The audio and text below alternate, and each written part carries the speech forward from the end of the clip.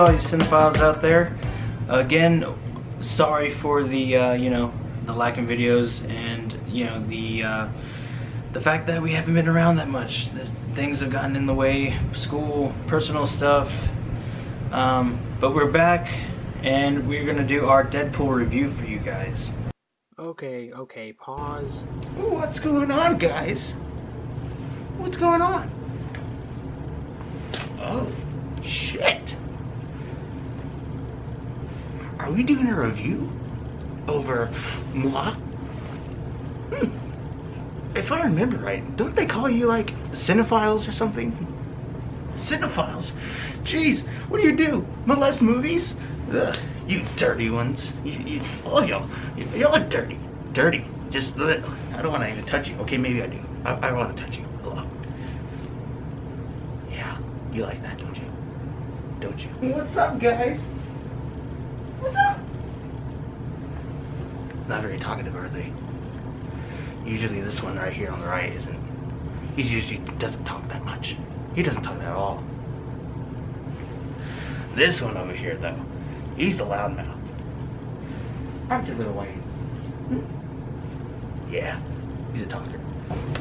And I forgot. They want me to thank you for subscribing.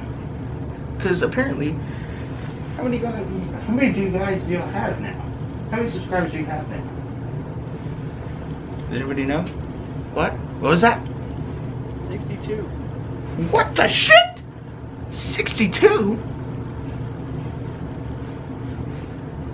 62 subscribers? That's more people than they have friends combined.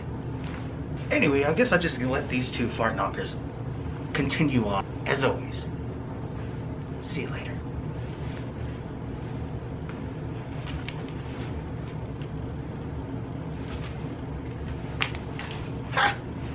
We saw it came out about a month ago, so it's still in the theaters technically.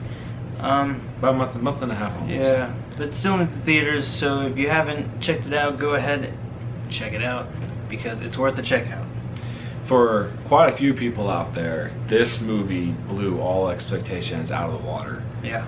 And some people were like, oh, it's gonna suck, because people were like, Fox has done it, and people recently last year had the disappointing Fantastic movie, but this the Fox executives had almost no say in how this movie was going to be done. Like this movie was done the right way by Ryan Reynolds and the directors and everybody who had, put their blood, sweat, and tears into the movie and their hearts into it.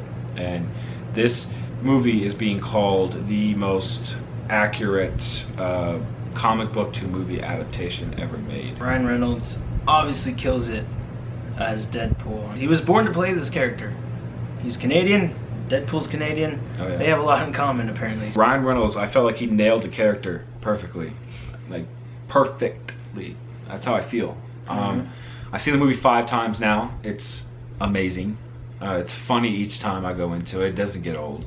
Yeah. Doesn't really get slow or anything. Like, it's like each scene is enjoyable in its own way. Like, there's nothing, because each scene has some kind of joke or gag or something in it. And for the most part, the movie is just, it's lots of fun, lots of laughs, and you feel nothing but joy because you're seeing Deadpool the way he was supposed to be shown on the big screen. Yep. The suit looks like it just popped out of the comic book. There's nothing really different besides maybe a color tone difference, but other than that, even then, that's not really a big deal. It's not. It looks, I mean, the red in the suit is like maybe like a little bit of a darker shade, but it looks completely fine, and it matches the dark tone they're going for. It also like the fact that you see character, even though he's wearing a mask, you see his eyes do emotions underneath the mask, and I'm so glad they do that because that's what happens in the comic book.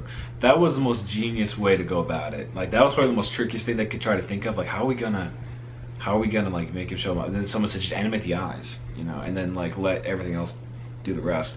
And Ryan Reynolds even said they had to do some voiceover acting for some of the shots just because you can't hear his voice that well. So good. I can't imagine anybody else but Ryan Reynolds playing this character. There's a love story that goes on in Deadpool that you know, most people would be like, oh, love stories in a comic book movie is really cliche. It's not, doesn't work out, whatever. But this one worked out perfectly. You really cared about the relationship between Wade and Vanessa. From the moment they meet through the whole year-long sex montage that happens. It just works. This love story actually works really well. What was that one holiday called? International Women's Day or Liberty Women's Day, something like that. International Women's Day. International Women's Day. Oh God. Touching on the love story between Vanessa and Wade, I too thought it was really good the way they did it. It didn't feel cliche at all, even though it probably is cliche from a certain standpoint. But if it is cliche, then it's very good cliche. It's to the point to where it's like it was done differently. They had a different kind of chemistry that you don't see anywhere else in a superhero movie because they connect in a different way, and they connect over how messed up they are, and that's how much they grow to love each other through all this sex and messed up relationship they had, and it's really kind of funny to think about.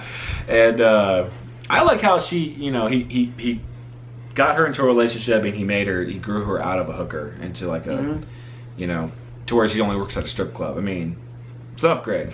Yeah. This movie was only about what, an hour and 40 minutes long? Yeah, something like that.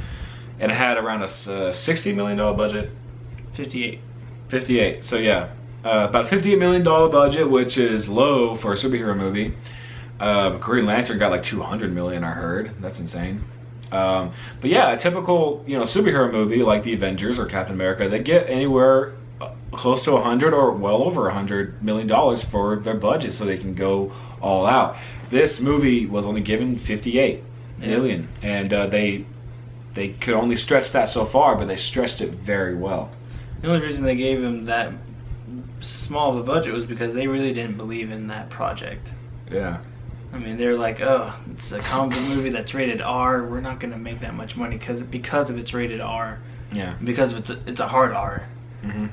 But I mean, it opened. Fox, you were so wrong. It opened Valentine's Day weekend. Valentine's Day weekend, everybody was there. That was their date movie. Yep, pretty much. You know what, Fox? You need to stop thinking about your profits. I understand your business. I understand you're a company, and you need to think about that stuff. But you need to stop relying on like that's all you're thinking about. You need to think about. You should have known that there are hardcore Deadpool fans who would have gone to see this movie either way. Because honestly, even if it hadn't been done well, but if they just had like just the suit looking the way it did and Ryan Reynolds, but the story sucked a little bit or whatever, people still would have gone to see it. Like you still would have made your money back and plus a little more. And but you know, you should have also trusted the fact that you trusted Ryan Reynolds and everyone else who made this movie. You trusted them to do their own thing. That was smart on your part for not being stupid and interfering. Because now you've got all this money you made and you're already making a sequel. So how about you listen to the fans for once? Don't interfere with movies like you did with Fan Four Stick. You should learn a lesson there. Don't make us a damn sequel to that, by the way. Don't do it. I will come down there and bitch slap somebody. I'll do it. Think it's game? But seriously, take what you learned from Fan Four Stick and take what you've learned from Deadpool and try to apply it to your future movies. If you don't sign Fantastic Four if you don't release the rights over to Marvel or somebody else, just try to do it right the next time. Okay, please put effort into it. We all know you only made that movie to hold on to the rights, and that's a dick move. All right, and I'm sure Deadpool would agree with me. Yep.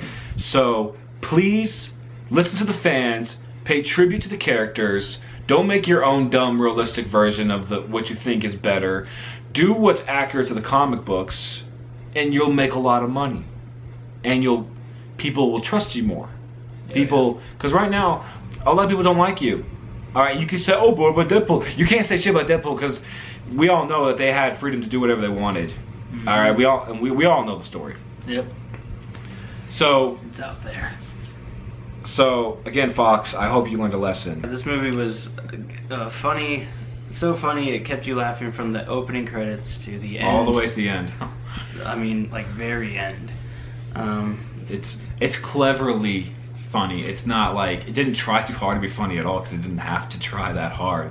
It was all natural. Like you could tell that every funny bit of the movie, you could tell they came up with that naturally, and they were like, "Oh, this will be good." Yeah. And I can't wait to see the non-rated cut, the unrated cut of the movie, special director's cut.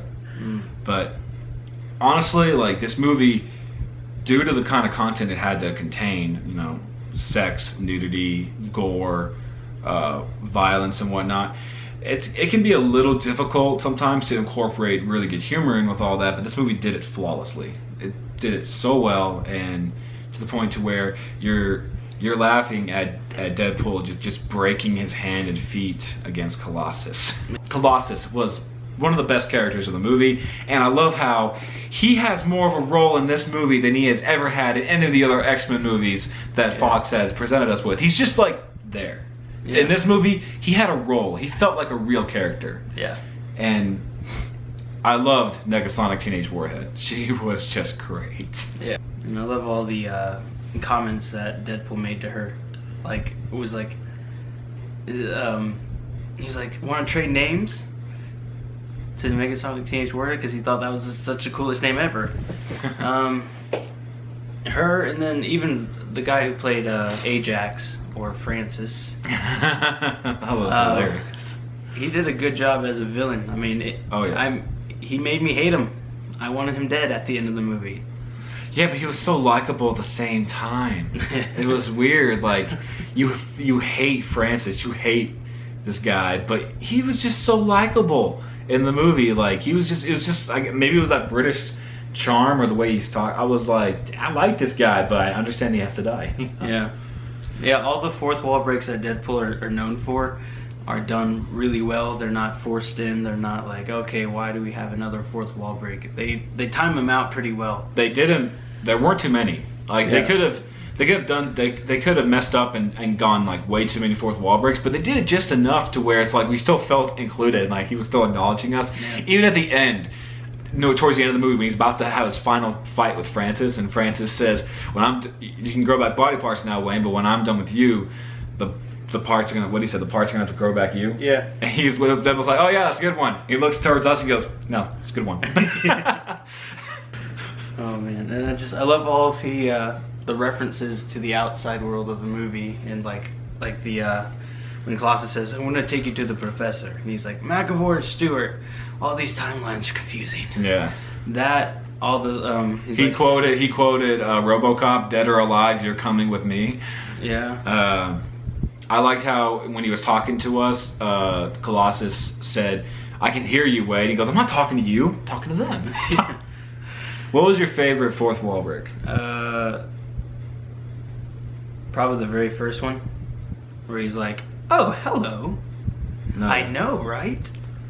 He's like, "Whose balls did I have to fondle to get my own movie?" Well, I can't say, but it rhymes with Pulverine. That one was... I don't know. That one, I guess because that set the tone for all the other fourth wall breaks for me. I think my favorite is whenever he gets off the truck and he has his hand cut off and he's just talking to us casual while walking. He's wrapping his arm up in a rag. He's like, it sucks when your master plan that you've had for the last year ends with the wrong guy getting dismembered. That said, just he goes on and then he says, he mentions the old lady, and then it cuts to the laundry room scene again. He goes, her, and he goes, fourth wall break inside a fourth wall break. That's like 16 walls. That had to have been the funniest fourth wall break for me, and the best, just because it felt like it was the longest, in my opinion. Mm-hmm. It was, and I just loved it that much. Yeah. So Deadpool talks to us through fourth wall breaks, and he narrates the story. Oh, and by the way, Stan Lee's cameo is amazing. Watch out for him. Well, keep an eye out for him. So. Yeah, he's got you can't miss him in this one. So yeah, go see Deadpool. Don't forget to like and subscribe if you liked this video, liked our review. And thanks for watching. We're out.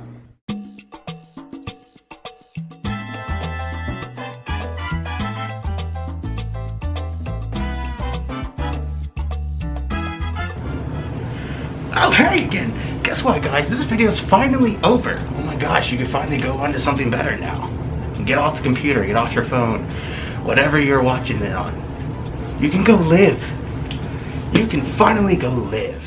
Well, just because I'm here now, why don't I just tell you, hey, right here in this area, you can click and go look at their other previous videos. I wouldn't recommend it. On this side, you can go to this is their Twitter page.